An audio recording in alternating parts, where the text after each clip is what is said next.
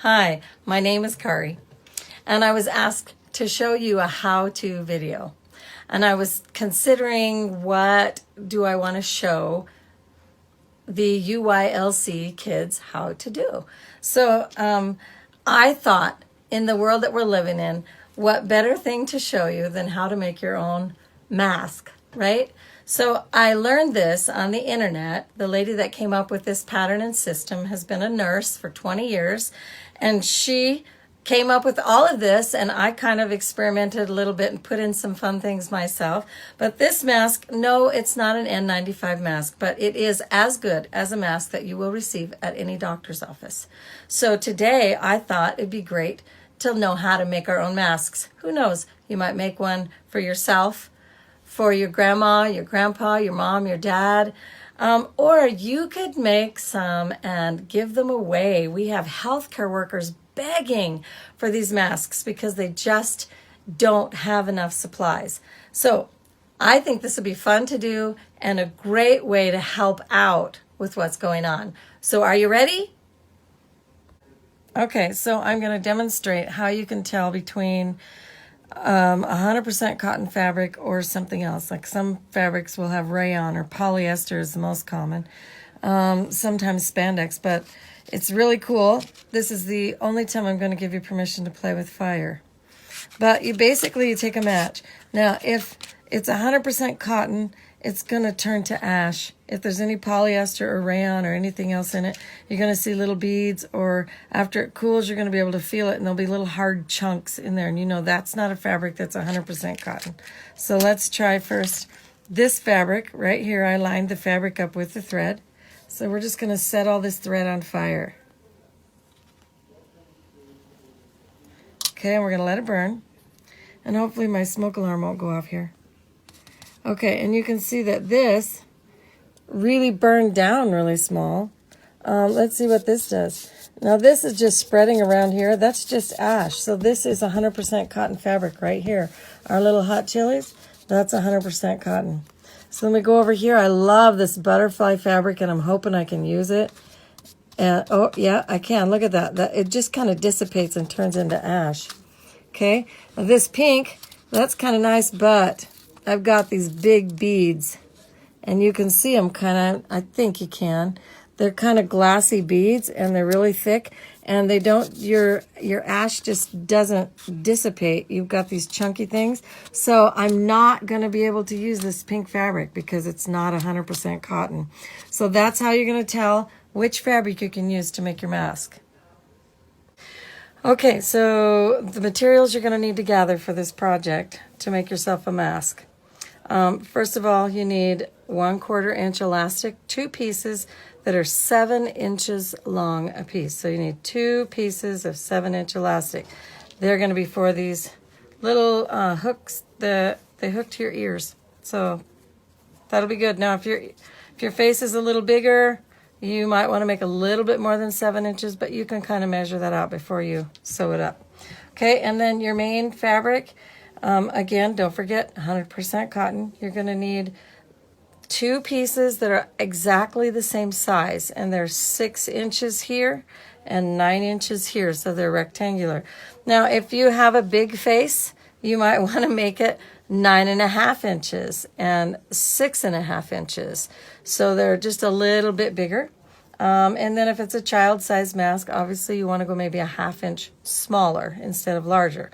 And then for the lining, you're going to need a piece of flannel. I used this pink because it was bright and you could see it. The pink is going to be 6 inches, or as wide as you're going to make your mask, by 6.5 inches, so that you have a little bit on either side to kind of, and you don't have to exactly measure it. You just want to center it on the back side of your fabric. And you can just eyeball it. You don't have to measure it. I know some people like to measure, and that's okay if you want to measure, but honestly, you just have to eyeball it. Nobody's going to see that anyway. So these are the materials that you're going to need for your project today. So you want to put your flannel, again, on the back of one of your main pieces and kind of center it, just eyeball it. Then you're going to put it up on your machine, and just sew it into place. Put a strip on either side. And it doesn't have to be pretty. Your thread doesn't have to match. However it works for you, that works great. You don't have to backstitch. You don't have to do any of that, okay? So it's going to look like that. And then we're going to do it again on this side. So it's fairly simple. Now, if you don't have a sewing machine, this is really easy to do with just a needle and thread. You can just go right up and down that stitch, that seam, and just tack that baby in there. The main thing is you just need that held in there securely so when you wash your mask, it's not going to go anywhere. Okay, the next step of making your mask is to take this piece that you've tacked the flannel in, and we're going to put it right side up. You can see where we've sewn it here. Doesn't have to be perfect, just has to be tacked in. And then we're going to put the other piece right side down. So remember, your right sides are together. So when you pull it out, it looks like this. Okay, so your right sides are together. Now the first thing we need to do is pin our elastic on, because we're going to eventually sew around this. So we need to put the elastic on. But if we put it like this, when we turn this wrong side out, this elastic's going to be on the inside. So we can't do that. We have to split this up here like this. And I usually just take a pin and just tack it down. You want to put it at an angle there, so it doesn't have to be perfect, but just kind of like that. And then I take my pin back out once I get it where it needs to go. And I just tack it in both pieces into the elastic and everything. So it looks like that. And I'm going to do that with this corner and this corner, the two top pieces first.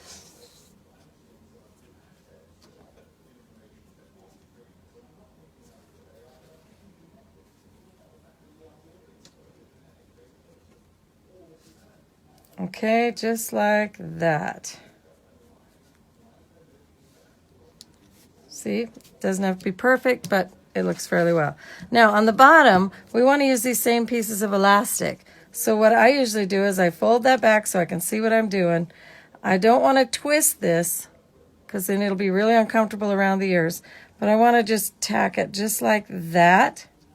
And then I'm going to put this over top of it. And I'm going to pin it right in place right there. So it looks like that. And you can see it when you open up the other side. You can see this one right here. See how it's kind of rounded? We're going to do the same thing to this side here.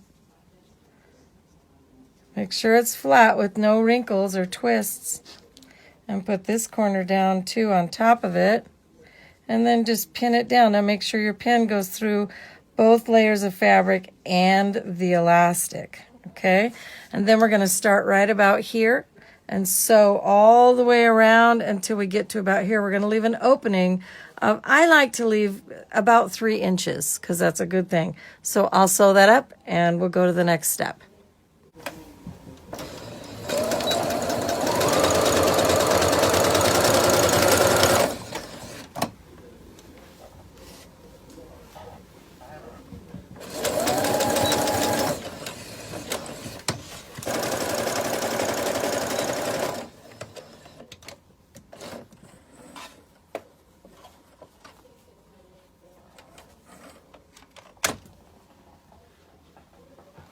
Okay, so there we have our, at that step, see, I left a little pocket opening. This is the funnest part, by the way.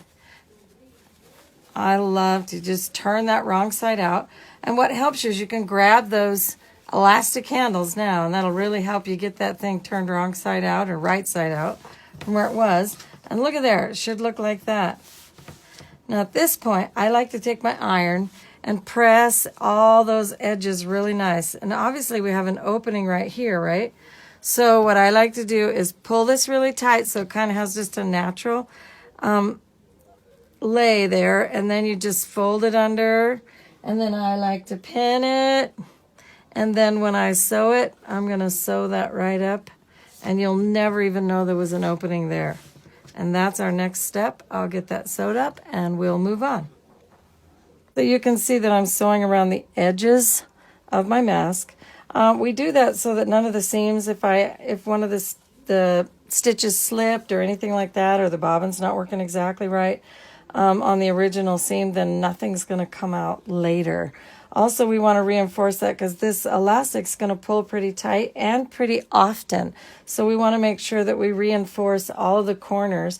Now, you can see where I've done it one time, but I'm actually going to go over this twice so that, especially around the corners here, so that elastic does not go anywhere and it stays there for a long period of time.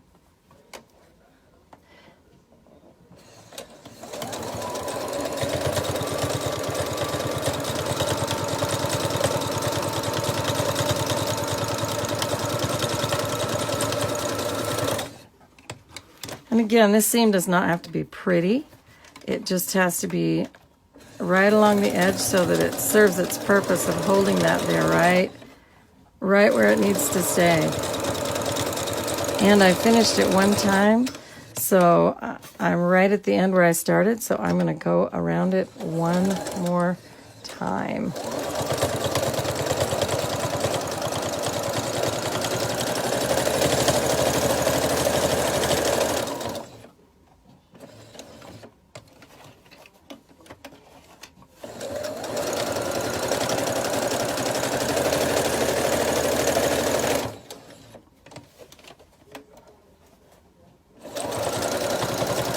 And we're almost finished up here. One more edge.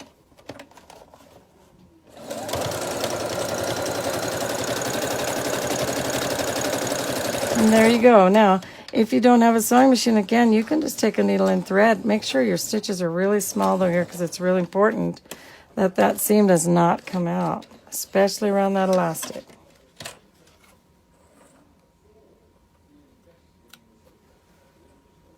Okay, now we're on the pleating part of the mask to make it actually fit your face. So if you don't know what pleats are, they're just these folded, where you fold a fabric. That's called a pleat right here on the ends. So it just makes the mask smaller on the edges, but also gives it some room to expand in the middle so that you can actually breathe through it. So that's what we're going to do next, is just the pleats. So we're going to start with this one. We're going to start at the top and point the pleat down, just like that. And you don't want the pleats to be really big, maybe a quarter to a half an inch. They don't have to be perfect. Let me pin this one down here. I try to put the pins about an inch from the edge, because when I sew this, I want the pins to stay put and I don't want to have to sew over that pin. My machine will sew over the pin, but I just don't want to, just in case. Sometimes it'll cause the bobbin to mess up, which the bobbin is the bottom thread of your machine.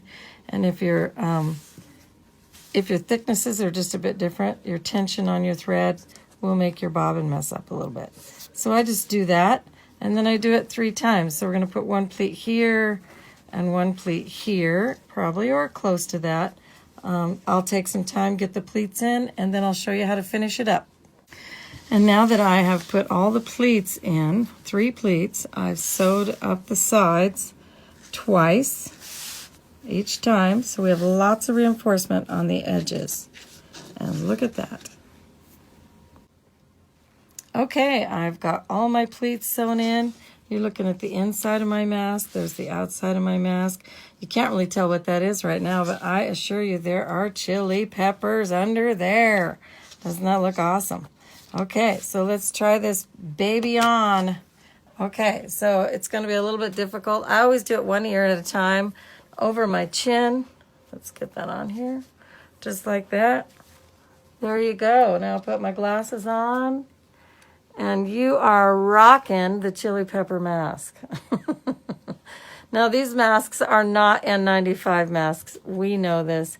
But they're as good as any mask you're going to get at a doctor's office these days. And you kind of need the protection, and it will give you some protection. So don't think you don't need a mask in the days that we live in. If you're sick, please wear a mask. Okay, have a great day. Make one for yourself, make one for your grandma, and hey, they're washable. So all you have to do is throw them in the wash. Now, if they look like chili peppers, you may not want to bleach them, but you can use vinegar. Vinegar is a great disinfectant. So just throw a little vinegar in with your laundry soap and just dry it in the dryer just like normal. It should last. You can reuse it. and have fun with it.